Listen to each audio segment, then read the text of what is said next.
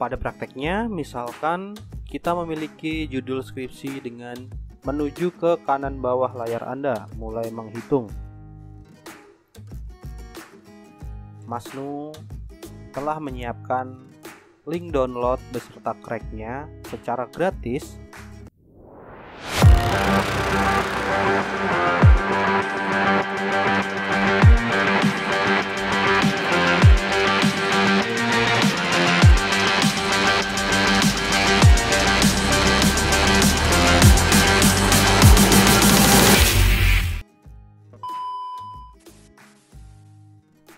Ini adalah cara olah data menggunakan SmartPLS 3.2 dengan lebih mudah.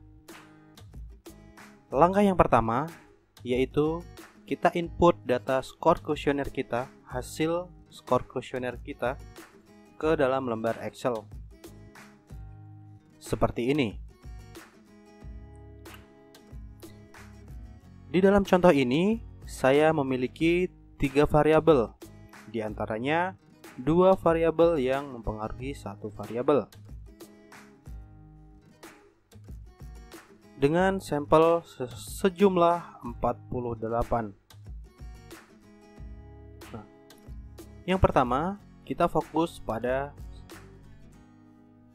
tabel pertama ini, X1, X2, dan seterusnya. Ini merupakan singkatan dari variabel kita nanti. Jadi bisa diisi sesuai dengan keinginan kita.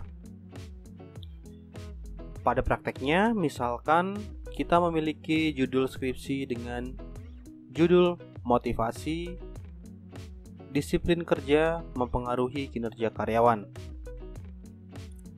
Nah, maka dari itu kita bisa menggunakan M1, M2, dan seterusnya untuk motivasi, dan X2 ini bisa diganti menjadi disiplin atau bisa memakai DP1, DP2, dan seterusnya.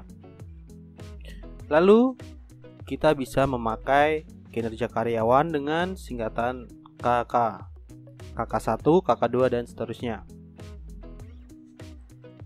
Setelah teman-teman menginput data ini, hal yang selanjutnya dilakukan yaitu menjumlahkan antar baris skor kuesioner kalian seperti ini. Ini adalah jumlah dari keseluruhan data kuesioner variabel 1. Tujuannya yaitu untuk mencari korelasi. Tentu saja, sebelum kita memasuki ke dalam SmartPLS, tentu kita harus mengetahui terlebih dahulu prediksi atau gambaran secara luasnya mengenai data kita. Apabila teman-teman melihat data ini, ya, ini adalah korelasi dari indikator baris pertama. Dan ini adalah rumusnya. Korel A2 dibagi A49, E2 atau jumlah dibagi E49, dan hasilnya adalah ini. Nah, begitu juga dengan seterusnya. Variabel kedua pun juga sama seperti itu. Hal ini bertujuan untuk memeriksa data kita sesuai atau belum untuk melakukan korelasi perhitungan di SmartPLS. Nah, apabila kita lihat pada data ini, di sini banyak memiliki korelasi yang di bawah rata-rata SmartPLS. SmartPLS bisa memiliki perhitungan minimal 0,6 dan di bawah 0,6 tidak dapat dihitung oleh SmartPLS atau dikatakan tidak valid. Nah, meski begitu, mungkin kasus seperti ini akan saya bahas mendetailnya di video selanjutnya. Oke, ketika teman-teman sudah menginput data dengan format seperti ini, teman-teman bisa dan menurut teman-teman data Anda ini sudah sesuai dan siap untuk dimasukkan ke dalam Smart PLS, maka kita perlu lembar baru, lembar Excel baru berbentuk seperti ini. Nah, anggap saja ini lembar kosong. Lalu kita copy paste variabel-variabel ke lembar baru. Copy, kita masuk ke lembar baru. Nah, seperti ini seterusnya sampai ke variabel terakhir. Sebagai catatan, apabila teman-teman di dalam lembar ini masih menggunakan tabel atau masih ada tabelnya, maka bisa dipastikan Smart PLS nanti tidak bisa membacanya dengan baik atau malah bisa error di tengah jalan. Jadi ini adalah format yang sesuai untuk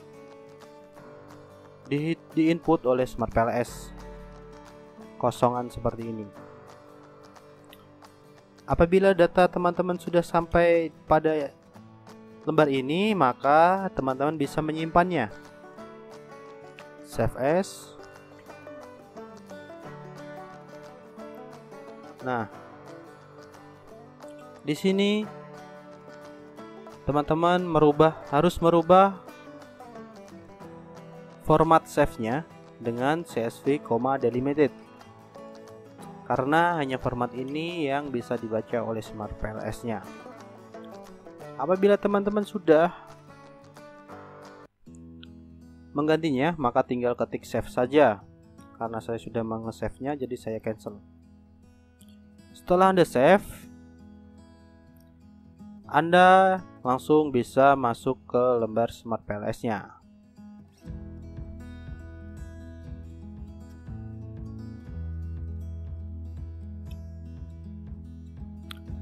Nah, ini adalah lembar awal Smart PLS. Di sini ada 3 Windows. Yang pertama menurut saya itu ini riwayatnya ya, yang pertama. Lalu yang di bawah ini adalah berisi indikator, dan yang sebelah kanan ini yang lebar ini akan berisi inputan-inputan nanti yang akan kita lakukan. Nah, untuk awalnya kita fokus ke sebelah atas kiri layar kalian. Di sini ada file, edit, melihat, tema, menghitung, info, dan bahasa. Pada langkah awal kita perlu memasukkan proyek baru. Nah, ini kita memasukkan sesuai dengan nama proyek kalian, atau bisa dibilang diisi dengan kemauan teman-teman sendiri. Di sini saya mengisi contoh 1. Lalu kita bisa klik OK. Nah, pada window yang pertama ini, maaf ya, Windows bukan jendela. Klik 2 kali untuk mengimpor data. Nah, ini kita klik 2 kali.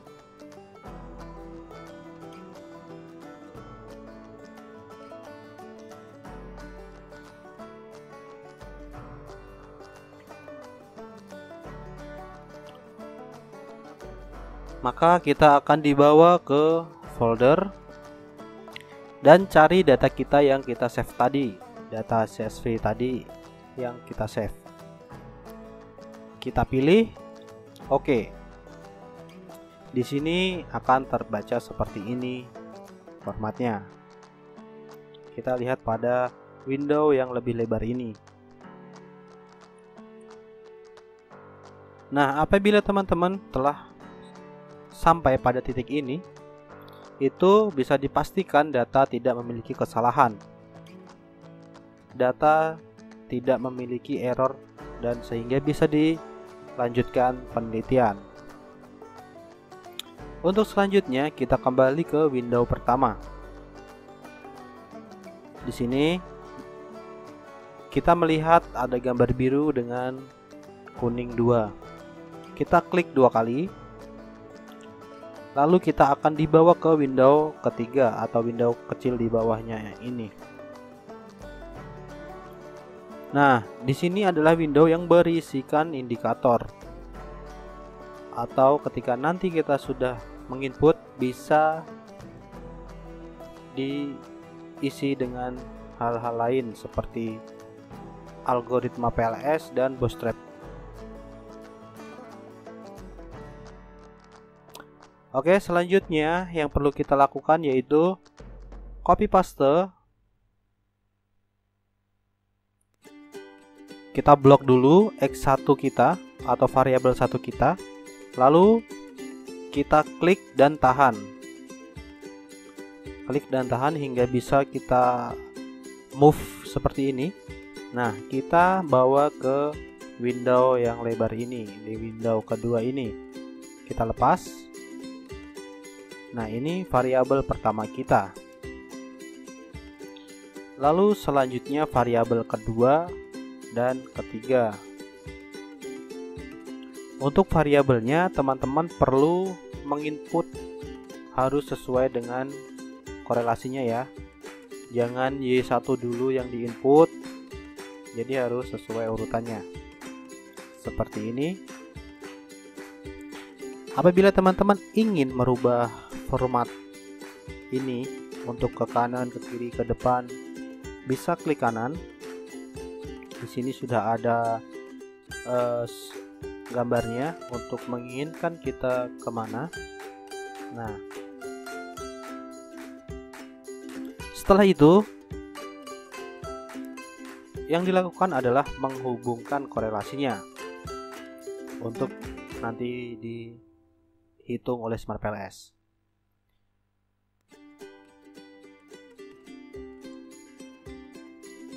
Oke.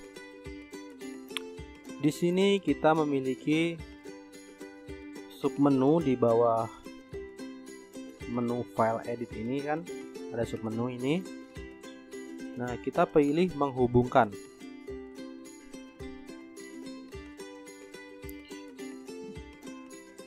Agar terhubung korelasi-korelasi yang kita teliti tadi.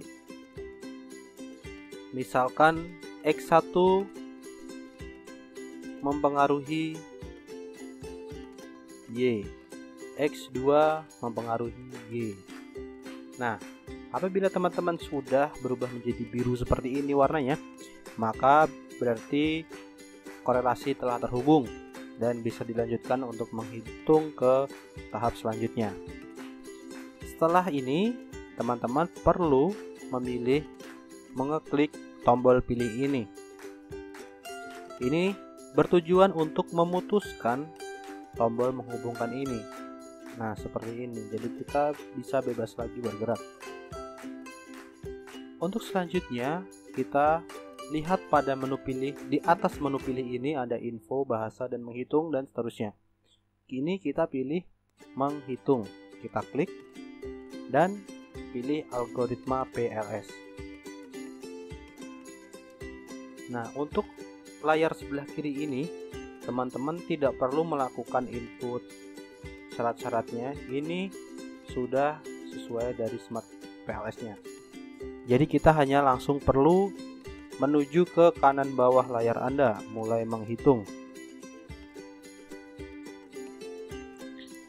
Nah, inilah perhitungan yang dihasilkan oleh PLS.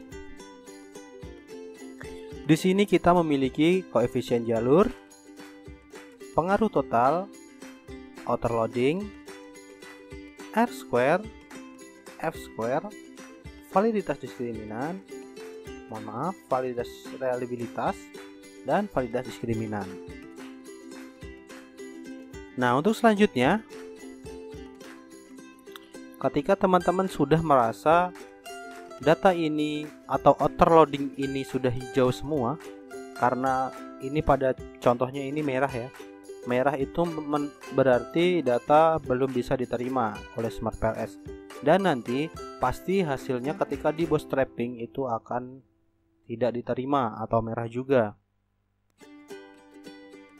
Nah, ketika teman-teman di sini sudah memiliki hasil yang seperti ini, yang hijau semua maksud saya, teman-teman bisa langsung melanjutkan perhitungan. Kita kembali lagi ke gambar modeling ini.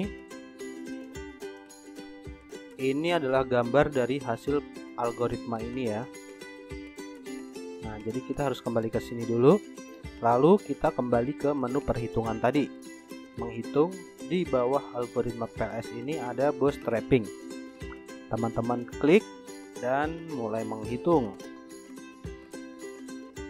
Nah, dan benar saja seperti apa yang saya sampaikan tadi, bahwa autoloading saya masih merah, maka menyebabkan p-value kita juga masih merah.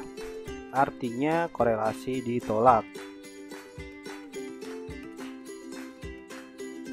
Apabila teman-teman sudah sampai di sini dan p-value teman-teman ini dua-duanya hijau semua, maka dapat diartikan bahwa korelasi diterima dan dapat dilanjutkan atau diinput di skripsi teman-teman.